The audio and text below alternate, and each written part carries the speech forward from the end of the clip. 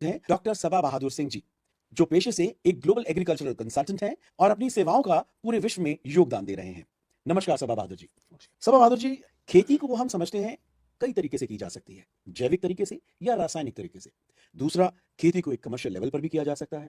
और तीसरा, अगर हम समझें तो आने वाली टेक्नोलॉजी, जो फ्यूचर टेक्नोलॉजी है, जिसे हम नैनो टेक्नोलॉजी भी कहते हैं, जिसको आज बहुत लंबे स्तर पर विश्व में यूज किया जा रहा है, तो उस पर थोड़ा प्रकाश डालेंगे।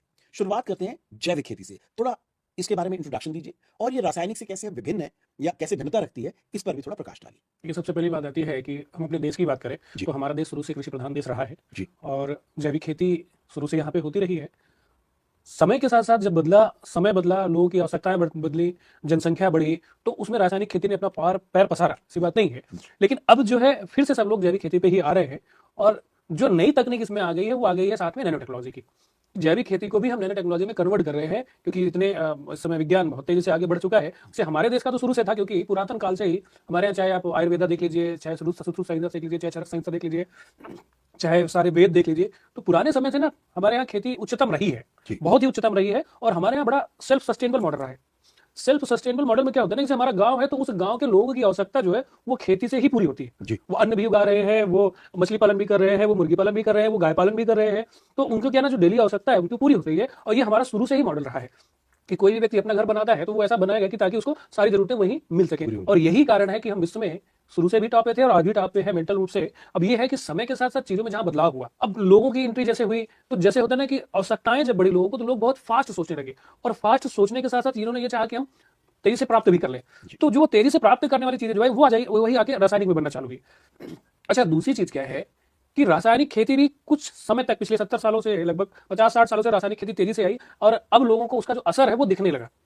और जब असर दिखने लगा तो सब फिर से वही जैविक खेती पे जाना चाह रहे हैं और जा भी रहे हैं। इन दोनों का मिला जुला जो रूप है वो अब नैनो टेक्नोलॉजी में आ रहा है कि सूक्ष्मता में लेके, जैसे होता है ना कि एक तरह से जो पारिस्थितिक तंत्र होता है, प्रकृति का जो पारिस्थितिक तंत्र होता है या मनुष्य का जो पारिस्थितिक तंत्र होता है, उसमें क्या है कि एक दूसरे का आदान प्रदान से ही डेवलपमेंट होता है। जी। यानी भूख की आवश्यकता है, जैसे हो ना कि पशु हम पे है, हम जैविक कृषि पे है, कृषि पे भी पशु है, तो उसका जो पारिस्थितिक तंत्र बनता है वो इकोसिस्टम जिसको बोलते हैं, एक दूसरे से जुड़ा हुआ है। अब उन एक दूसरे से जुड़ी हुई चीजों में से हमें मैक्सिमम उत्पादन कैसे निकालना है, अधिकाधिक उत्पादन कैसे निकालना है, उसको बढ़ाने के लिए लोग रासायनिक कृषि में है। अच्छा, अब रासायनिक कृषि में जब आए तो धीरे धीरे उसका जो रासायनिक कृषि का जो गलत इफेक्ट है, नेगेटिव इंपैक्ट जो है वो पड़ना चालू हुआ। तो लोगों को समझ में आया कि नहीं, अब हमें उसमें नहीं जाना चाहिए। तो उससे एक कदम आगे बढ़ के लोगों ने सोचा कि अब हमें जाना है नैनो टेक्नोलॉजी पे।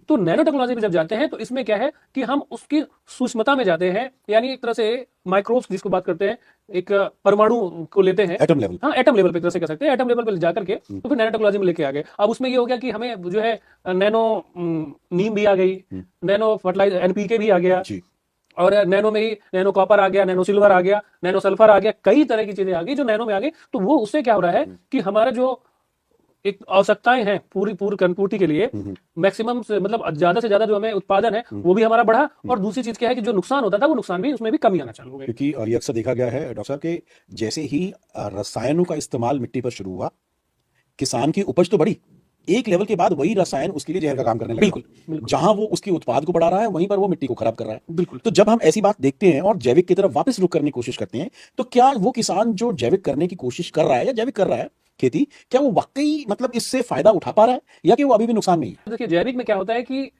लगभग 3 साल के लिए मिट्टी का प्रिपरेशन करना, फिर उसमें उस तरह से लेके आना, तब तक जो आम किसान है, जो नए लोग आना चाह रहे हैं ना, वो डिस्टर्ब हो जाते हैं। क्योंकि ना निरंतरता जो रहती है वो कहने की चेन टूट जाती है। तो ऐसे कंडीशन में क्या है कि रासायनिक छोड़ करके नैनो पे आए और नैनो टेक्नोलॉजी का इस्तेमाल करते करते वो धीरे धीरे जैविक में कन्वर्ट हो जाता है। ये है। अब अगर हम सोचे कि जैविक का जो मिट्टी का उपजाऊपन है उसको जैविक तरीके से कैसे वापस गेन किया जाए, तो उसका प्रोसेस क्या है, बेसिक प्रोसेस क्या है? एक आम किसान जो अपनी खेती को अब रसायन से जैविक पर शिफ्ट करना चाहता है, उसे स्टेप्स क्या फॉलो करने चाहिए? देखिए, सबसे पहली स्टेप जो है कि जो हमारे खेत हैं उनको जैविक प्रक्रिया से गुजारना, यानी सबसे पहले तो गोबर की सड़ी खाद का प्रयोग करना। सबसे पहला स्टेप यही आता है, गोबर, गौमूत्र और पंचगव्य। इसके इस्तेमाल से उस पूरे खेत की मिट्टी को वो सही कर सकता है। इसी के प्रयोग के साथ साथ फिर उसमें जैसे होता है ना कि उर्वरक बढ़ाना है तो रॉक फास्फेट भी आ जाती है, बहुत से मिनरल ऐसे हैं जो मिट्टी से निकल के आ रहे हैं, उनका प्रयोग कर सकते हैं। ऐसे करके धीरे धीरे वो आगे बढ़ सकता है। तो अब अगर आपने जैसे बताया गोबर खाद, वर्मी कंपोस्ट, जीवामृत जो गौमूत्र से भी मिलता है, पंचगव्य पंचगव्य जो है उसको इस्तेमाल करके बनाया, शुरुआती सालों में इससे उत्पादन पर क्या फर्क पड़ता है? आप समझते हैं कि वो उत्पादन एकदम से बढ़ जाएगा या फिर उसमें थोड़ी कमी आती है? देखिए, जर्नल एक जो सिंपल एक बात क्या है कि जो परंपरागत खेती है जो किसान कर रहा है वो सिर्फ फसल ही ले रहा है, जी गेहूं चावल दाल यही सारी सारी चीजें ले रहा है, तो उसमें धीरे धीरे वो अंतर ला सकता है। जी लेकिन वहीं अगर जब आके वो जब आके कॉमर्शियल खेती करता है तो वहां पे दोनों को मिक्स करके वो चल सकता है, जी। जैविक और रसायन दोनों कर सकता है, और दोनों का ना करे तो वो नैनो पे आ जाए, नैनो सबसे अच्छा है। अब नैनो पर आना तो एक मतलब ऐसा है कि सीधा सब छोड़ के नैनो पर आ जाओ, तो हर किसान थोड़ा सोचता है, क्योंकि देखिए उसमें उसका पैसा भी इन्वॉल्व है, उसे पैसा तो लगाना ही पड़ेगा अगर मिट्टी को वापस उसको उसकी क्वालिटी को एनरिच करना है। तो उस केस में अगर हम सोचें तो क्या सिर्फ ये सोच लेना कि मैं जैविक खेती करूंगा और अच्छा मैं पैसा कमाऊंगा, क्योंकि वही पौधे की अगर हम देखें कि जो उसने पौध लगाई और उसके बाद में एक खेती से जो एडवांटेज लिया, उसके बाद जब उसने नई पौध को दोबारा से लगाया उसके अंदर, तो ऑब्वियसली जो जो मिट्टी है उसको थोड़ा उपजाऊ बनाना पड़ेगा ताकि वो जो न्यूट्रिएंट्स है उस पौधे में डाल सके। उस प्रोसेस के लिए उसको समय का इंतजार करना पड़ता है। तो जैसे आपने बोला नैनो टेक्नोलॉजी की तरफ शिफ्ट करें, वो तो एक सिंपल प्रोसेस है कि भाई आप सिर्फ एक जैविक तरीके से एक आप खेती मत करें, अब आप नैनो की तरफ भी जाएं। लेकिन क्या हम जो जैविक तरीके से खेती करने वाले लोग हैं उनके लिए ये तो एक रामबाण हो ही गया कि आप नैनो की तरफ जाएं, पर क्या कोई और फास्ट तरीका है जिसे नैनो का इस्तेमाल अगर वो नहीं भी करते हैं तो भी वो उस चीज को बढ़ा पाए? मतलब वो तब भी जैविक रह पाए, तब भी जैविक देखिए जैविक रह बेस क्या है कि अभी हम जैसे जो बताते हैं वो ये कहते हैं कि जो हमें बेस बनाना है खेत का वो गोबर की खाद से ही बनाना है, गोबर की खाद से ही उसको प्रिपेयर करके उसके बाद नैनो का छिड़काव या नैनो की ड्रिंचिंग जब ये करते हैं तो हमारा जो बेस है वो भी बना रहता है और एक एक कदम हम जैविक की तरफ बढ़ भी रहे होते हैं। दूसरी चीज क्या है कि नैनो में भी ज्यादा खर्चे वाला है ही नहीं। अच्छा ठीक है। अब ये हो गया है कि सिंपल था कि अगर कोई 1 लीटर की बोतल आपको 1500 की मिल रही है तो वो 1 लीटर बोतल जो है वो लगभग 15,000 या 20,000 से ऊपर के फर्टिलाइजर का काम करती है। अच्छा नैनो में जो है, क्योंकि होता क्या है ना कि पहले जैसे हमने कोई चीज 1 किलो डाली तो इसमें नैनो में हमने 1 ग्राम का इस्तेमाल करना है, ठीक है। तो वो फायदा जो है ना ज्यादा ही करेगी, 1 किलो के बराबर वैल्यू देती है। 1 किलो से ज्यादा की वैल्यू दे देगी वो, ऐसी बात नहीं है। तो अच्छा, अब इसमें जो अब मतलब जैविक खेती से हट के पहले रासायनिक पे है, अब रासायनिक को खत्म करके जैविक और नैनो का एक मिक्स बढ़ा आगे, तो हम क्या है ना इसमें क्या होगा कि नैनो से हमें क्या होगा कि जैविक खेती को ही आगे बढ़ा करके उसमें हम उच्च गुणवत्ता वाली फसलों का लेकर के और हाई वैल्यू में यानी उच्च मूल्यांकन करते हुए हम उसको बेच भी सकते हैं। अब इसमें कई तरह की चीजें आ सकती हैं कि जैसे हम कौन सी फसल करें, किससे हमें ज्यादा उत्पादन मिल सकता है, किससे हमें व्यापारिक लाभ ज्यादा मिल सकता है और किससे हम मार्केट में सस्टेन रह सकते हैं और कैसे हम सस्टेनेबल एग्रीकल्चर की तरफ बढ़ सकते हैं, ये सारे विषय इसमें आके बनते हैं। बहुत बढ़िया। अब आपने जैसे बताया कि जैविक से आप नैनो की तरफ बढ़िए, नैनो की तरफ बढ़ने में आप कुछ इस पर प्रकाश डाल सकते हैं कि किसान को करना क्या पड़ेगा उसके लिए? क्या उसको अपनी खेती के तरीके बदलने पड़ेंगे या उसको अपने जो माइंडसेट है उसको चेंज करना पड़ेगा? जैसे कि वो अक्सर जैसे होता था ना कि नॉर्मली ट्रेडिशन है कि आपने पानी डाल दिया और पानी से खेत लबालब भर दिया और उसके बाद उसको तैयार किया, तैयार करने के बाद आपने उसमें बीज का रोपण किया और बाकी सब किया। तो एक प्रोसेस जो कि माइंड शिफ्ट है उसकी जरूरत ज्यादा है या कि पैसे की जरूरत ज्यादा है? नहीं, माइंड सेट की जरूरत ज्यादा है। देखिए होता क्या कि फ्लड सिस्टम आपने कर लिया तो पानी की ज्यादा, आपके पास ज्यादा पानी है तो आपने ज्यादा पानी लगा दिया, लेकिन आपको ये बताया कि उसी खेत में कई तरह की फसलें ले सकते हैं और ड्रिप इरिगेशन से ले सकते हैं, तो उत्पादन ज्यादा बढ़ के आता है। नैनो में जाने का मतलब है कि फर्टिलाइजर के साथ साथ हम नैनो टेक्नोलॉजी का इस्तेमाल करना है कि हम हर एक चीज का उत्पादन ले सकते हैं, जी कोई भी चीज हमारी बेकार नहीं जा रही है। ठीक है। यहाँ तात्पर्य ये है कि खाद जो हम ले रहे हैं उससे हम पर एक एक पौधे का जो है ना लाभ ले रहे हैं। डॉक्टर साहब, एक अक्सर बात देखी गई है कि कमर्शियलाइजेशन ऑफ क्रॉप यानी कि कमर्शियलाइजेशन ऑफ कृषि जिसको हम बोलें कि जो हमारी जो खेती है उसका टोटल व्यापारीकरण अगर हम कर रहे हैं तो उससे उत्पादन तो बढ़ाया जा रहा है, लेकिन इसकी आलोचना भी अक्सर होती है कि आपने देखो जिसको कमर्शियल लेवल पे कर दिया है। तो इस बारे में आप क्या कहना चाहेंगे? नहीं, आलोचना तो देखिए हम ये कहते हैं, आलोचना तो वही लोग करते हैं जिनको जो बंद कमरों में बैठे हुए जिनको वास्तविकता नहीं पता है। जी देखिए, अगर आप वास्तविकता देखें तो पूरा जो इकोसिस्टम है किसी भी देश का या पूरे विश्व की अगर बात करें तो वो 90%, हम कहेंगे 99% जो है वो कहीं ना कहीं उसका बेस कृषि ही है। जी क्योंकि जब कृषि उत्पादन होता है उसी कृषि से, यानी गेहूं जैसे हुआ तो गेहूं से आपका एक तो भोजन की आवश्यकता भी पूरी कर रहा है, जी अब वही देखिए उसी गेहूं से जो है शराब भी बन रही है, जी उसी गेहूं से सिरका भी बन रहा है। जी फलों में जाके देखते हैं या अगर हम कृषि उत्पादन में जाके देखते हैं, जैसे लहसुन है, प्याज है, अन्य जैसे जो मसाले हो गए, इनको जब हम एसेंशियल में लेके जाते हैं तो इनसे अच्छी दवाई भी बनती है। वही दवाएं जो है जाके एलोपैथी में भी इस्तेमाल होती है उसका जी, एसेंशियल। बिल्कुल। तो कृषि से ही एलोपैथी भी जुड़ा हुआ है, कृषि से भी होम्योपैथी भी जुड़ा हुआ है, कृषि से भी इंडस्ट्रियल भी जुड़ा हुआ है। देखिए अभी जैसे आप भोजन की बात करते हैं तो सबसे बड़ी चीज ये आती है कि गेहूं से ही मैदा बनता है, गेहूं से ही चोकर बनता है, गेहूं से ही दलिया बनती है, कई प्रोडक्ट उसमें जाके बन सकते हैं ना। अब उस मैदे से बहुत से प्रकार के उत्पाद बन रहे हैं जो खाने के लिए इस्तेमाल हो रहे हैं, बहुत से उत्पाद ऐसे बन रहे हैं कि जो इंडस्ट्रियल में यूज हो रहे हैं। भाई अगर रियलिटी में देखा जाए तो सबसे पहले जो मैदा बना वो इंडस्ट्रियल ग्रेड ही बना कि उद्योगों में इसको इस्तेमाल करना है। तो बाद में उस समय के बुद्धिजीवी ने सोचा कि चलो इसको खाने में इस्तेमाल कर सकते हैं। तो खाने में जब उसको इस्तेमाल उन्होंने किया तो खाने में इस्तेमाल करने से क्या हो गया, जब वो शरीर में गया तो जो उसमें ग्रेड इंडस्ट्रियल है वो शरीर में कहीं का रोग तो बढ़ाएगा। जी बिल्कुल। तो उसके लिए दवा भी बनी। तो पता लगा कि फला मसाले को पीस करके कूट करके उसको दवा में मतलब अदरक खिला दी तो सही हो गया। बॉडी को डिटॉक्स करना जो कहते हैं वो भी कृषि से आ रहा है। यानी सब कुछ कृषि में समाहित है, पूरी प्रकृति समाहित है उसमें। अब हमको शुरुआत कहां से करनी है वो हमारे ऊपर होता है। बिल्कुल, ये देखा गया है कि अब आप जिस तरह से गाइड कर रहे हैं उससे हमें लगता है कि नैनो टेक्नोलॉजी एक ट्रू गेम चेंजर है। और लेकिन अक्सर ये भी देखा गया कि किसान इसको लेकर के थोड़ा कंफ्यूज है, वो स्टेट ऑफ माइंड थोड़ी कंफ्यूज हो, कहता है कि ठीक है मेरे को जैविक तो समझ में आया, अब मैं नैनो की तरफ बढ़ूं तो क्या मेरे उससे जैविक के खर्चे कम होंगे या नैनो के बढ़ जाएंगे, तो वो थोड़ा कंफ्यूज है। इस पर थोड़ा प्रकाश डालिए। नहीं देखिए, उसमें क्या है कि खर्चे कहीं नहीं बढ़ रहे हैं, उसी खर्चे में नैनो बन रहा है। लोगों का माइंडसेट बदला है, रिसर्च बदला है, चीजें समझ में आई हैं। अभी बहुत सी चीजें जर्मनी से आ रही हैं, बहुत सी चीजें यहाँ पे तैयारी कर रही हैं। दरअसल अपना देश क्या है ना, यहाँ R&D बहुत कम होती है जी। हमारे देश में R&D बहुत कम ही होती है। जो पुराने समय से जो R&D हुई थी उस पर भी थोड़ा ध्यान लोग देते हैं, लेकिन डीप में नहीं जाते हैं। हमारे यहाँ ट्रेडिंग ज्यादा है।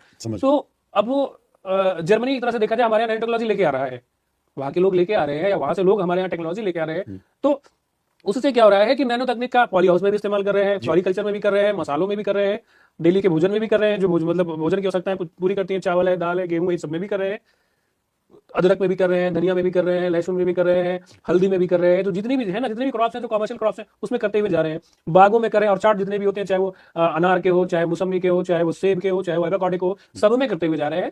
तो दरअसल क्या है ना कि जो मिट्टी का बेस होता है ना, एनपीके जिसको बोलते हैं, एनपीके हो गया, सल्फर हो गया, कॉपर हो गया, पोटाश हो गया, नीलत होता है उसका प्रयोग होता है, कीटनाशक कुछ ऐसे हो गए, नीम तो बहुत अच्छा कीटनाशक ही होता है। तो जब इन सब चीजों को समाहित करके हम नैनो में लेके आ रहे हैं तो हमें उच्च उत्पादन तो मिलेगा जब हमें सही समय पे पेड़ को हम देते हुए जाए। तो क्या हम कह सकते हैं कि जैविक और रसायन के बीच का जो पुल है वो नैनो टेक्नोलॉजी है? यस, जो जैविक और रसायन के बीच को खत्म करके जो नैनो निकला हुआ है ना, वो प्रोडक्शन भी बढ़ा के दे रहा है और उसके साथ साथ क्या है ना कि मिट्टी की भी जो उत्पादकता है उसको भी बचा के रखा है। तो डॉक्टर साहब, मैं आपसे जानना यह चाहूंगा कि किसान फिर आखिर करे क्या? जैविक, कमर्शियल और नैनो, इन तीनों का बैलेंस किस तरह बनाए और क्या काम करे कि वो इन तीनों का इस्तेमाल करके अपने प्रॉफिट को मैक्सिमाइज कर सके? तो देखिए, बहुत सिंपल तरीका है इसके लिए। जैविक वो गोबर से कर सकता है, और जो मार्केट की जो मांग है कमर्शियल उसमें जा सकता है, और उसके बाद जो तीसरी बात आती है प्रोडक्शन बढ़ाने की बात आती है, उसमें नैनो का इस्तेमाल कर सकता है। इन तीनों के समावेश से वो अपने आप को आगे बढ़ा सकता है।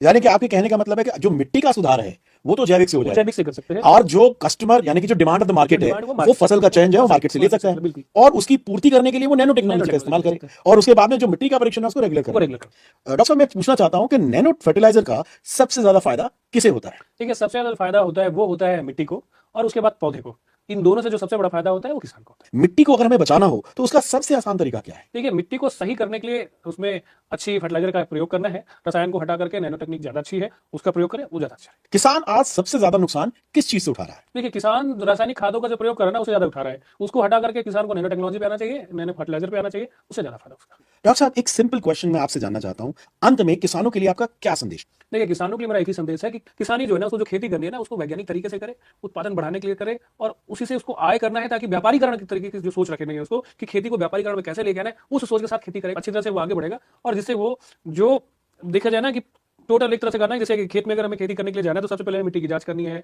जो उसके लिए जरूरी है वो चीजों को करना आवश्यक है। कहीं हमें अगर मान के चलिए मिट्टी की जांच कराने के बाद सही चीज का फर्टिलाइजर का कौन सा इस्तेमाल करना है उसका भी जानकारी रखनी है। तो टोटल हम ये कह सकते हैं कि वैज्ञानिक तरीके से वो कृषि अपनाए, ताकि पूरा इकोसिस्टम का संतुलन बना के रखे। कुछ रैपिड फायर क्वेश्चंस है मेरे पास आपके लिए, इसका जवाब आपको बहुत ही सूक्ष्म तरीके से देना होगा, जैसे कि हम सूक्ष्म कृषि के ऊपर भी जा रहे हैं, नैनो टेक्नोलॉजी, सूक्ष्म टेक्नोलॉजी जिसको बोलते हैं। जैविक खेती या केमिकल खेती? नहीं, जैविक खेती आप शुरू से ही आप सोच सकते हैं, तो जैविक खेती भी करना सही है सबके लिए। नैनो यूरिया मिट्टी खराब करता है? नहीं, नैनो यूरिया मिट्टी नहीं खराब करता है, क्योंकि सारी चीजों को समझने के बाद, करने के बाद, पूरा रिसर्च करने के बाद नैनो यूरिया लाया गया है, ताकि हमारी मिट्टी की उत्पादकता बनी रहे। बिना मिट्टी टेस्ट क्या खेती संभव है? नहीं, कभी नहीं। अगर आप देखिए, अगर आप आगे बढ़ना चाह रहे हैं ना, कमर्शियल में जाना चाह रहे हैं, मिट्टी से कुछ कमाना चाह रहे हैं ना, तो मिट्टी की जांच हर साल जरूर करवाएं। कम लागत में ज्यादा उत्पादन क्या मुमकिन है? हाँ, कम लागत में ज्यादा उत्पादन मुमकिन है। आप नैनो तकनीक का इस्तेमाल करते हुए छोटे से खेत में बड़ा उत्पादन ले सकते हैं। उसमें कमर्शियल खेती आ रही है, उसमें बहुत सी है, जैसे कैप्सिकम से लेके हल्दी से लेके जिंजर से लेके और चाट जितने हैं उसमें बहुत तरह से आ रही है। तो आप कम लागत में अत्यधिक खेती का उत्पादन ले सकते हैं। सस्टेनेबल एग्रीकल्चर से आप एक लाइन में क्या समझते हैं? ठीक है, सस्टेनेबल एग्रीकल्चर का मतलब हो गया कि पूरा जो इकोसिस्टम है, कि आपको कहीं बाहर से कोई चीज खरीदने की जरूरत नहीं पड़ रही है। आपकी वहीं पे फॉरेस्ट्री भी है, डेयरी फार्मिंग भी है, फिशरीज भी है, और जनरल खेती भी है। और आज का तो जो समय आ गया है, हम तो कहते हैं उस चीज को पूरा एग्रो टूरिज्म एक नाम देते हैं। तो वो सस्टेनेबल एग्रीकल्चर को एग्रो टूरिज्म में कन्वर्ट करके आप अच्छी आय कमा सकते हैं। जैविक खेती कब सफल होती है? देखिए, जैविक खेती सफल तभी होती है जब उसे उच्च उत्पादन लेने लगते हैं तब। जैविक खेती सिर्फ अमीर किसानों के लिए है? नहीं नहीं नहीं, ऐसा कुछ नहीं है। देखिए, अमीर गरीब में कोई ऐसा बात नहीं है, बात यह है इकोसिस्टम की। जो भी चीज उत्पादित होगा वो हर व्यक्ति खाता है, तो वो सबके लिए है। जैविक खेती सबको, जैविक खेती से उत्पादित हर चीज को हर व्यक्ति को खाना चाहिए, और उससे खाने से सीधी सी बात है कि जो इकोसिस्टम मजबूत होगा और बॉडी सिस्टम भी जो मजबूत होगा, रोगों का जो नाश होगा, वो जैविक खेती से ही संभव है।